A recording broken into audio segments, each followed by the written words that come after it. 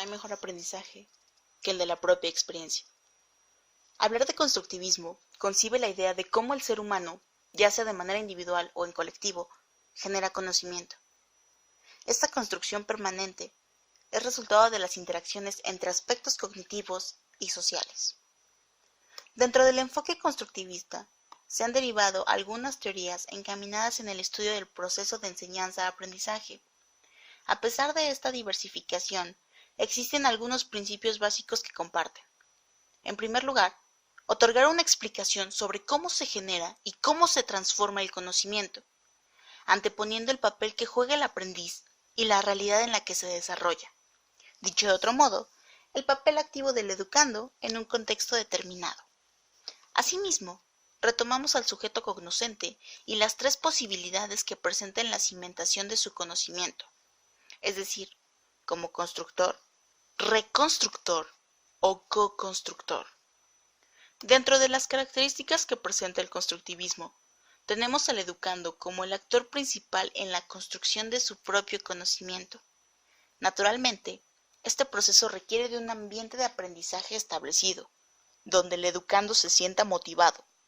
De igual forma, depende del contexto donde se desarrolle y que las actividades realizadas movilicen los saberes, ya que es necesario reactivar los conocimientos previos con los que cuenta el educando, pasando por procesos activos para generar un nuevo aprendizaje, y así recodificar la estructura cognitiva. Podemos encontrar diversos tipos de constructivismo. En primer lugar, tenemos la teoría psicogenética de Piaget, primer autor en utilizar este enfoque, donde nos habla que el educando es el constructor de la realidad y de sus esquemas cognitivos a través del empleo de estructuras y mecanismos de equilibrio. Esto se construye de manera individual. Acto seguido, tenemos al constructivismo cognitivo, del cual se derivan tres teorías. La primera, hablamos del aprendizaje significativo de Ausubel, donde nos indica que el educando construye su aprendizaje a través de significados, es decir, actividades sobresalientes para él. Esto se logra mediante la vinculación de conocimiento previo y los objetivos que plantea el currículo. Cuando hablamos de la teoría de los esquemas, los cuales son el resultado de alguna modificación, derivado de la acumulación, del ajuste o de la reestructuración de estos con la nueva información. Y por último, abordamos el aprendizaje estratégico, que se genera de manera individual, con la diferencia de que se requiere del apoyo de un colectivo para lograrlo. En este caso, interviene la metacognición, la reflexión y la autorregulación de las estrategias cognitivas. Todo esto da como resultado la famosa frase de nuestro nuevo modelo educativo, aprender a aprender, mediante la construcción de estrategias personales. Vygotsky y su constructivismo sociocultural aborda la zona de desarrollo próximo, dentro de la cual se establece lo que el individuo sabe y lo que no sabe, es decir, los conocimientos previos más lo que va a aprender. Naturalmente, se necesita de una orientación y acompañamiento, en este caso por el docente, logrando así la construcción del aprendizaje.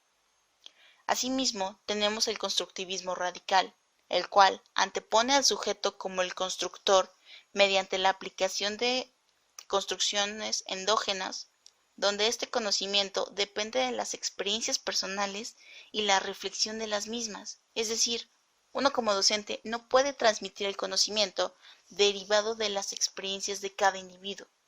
Y por último, el constructivismo social, el cual propone al lenguaje como el medio principal para el aprendizaje, como su nombre lo indica, la comunidad, en conjunto construye lenguajes o discursos.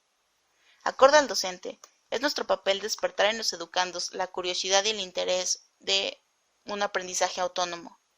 Asimismo, crear condiciones que permitan la reflexión, hacer uso adecuado de recursos didácticos enfocados en el contexto y no dejar de lado el trabajo colaborativo. Y lo más importante, enseñar a pensar. Como podemos apreciar, existen diversas teorías que han tenido sus bases en el enfoque constructivista. Reconozcamos que cada autor tiene su propia definición de lo que es aprendizaje, aunque compartan algunos elementos. Este enfoque no puede trabajarse solo. Se requiere de una postura que integre otras teorías de aprendizaje para lograr una educación de calidad. No olvidemos que la mayoría de aprendizajes los obtenemos de manera informal, pero debemos encontrar ese equilibrio entre lo formal y lo informal. Asimismo, el tener un aprendizaje constructivista no requiere de una enseñanza del mismo tipo. Es ahí donde las adecuaciones curriculares se necesitan acorde al contexto, a los intereses, ritmos y estilos de aprendizaje de nuestros educandos. No perdamos de vista la necesidad de formar educandos que reflexionen su actuar, que asimilen y acomoden los nuevos conocimientos de la mano de sus saberes previos.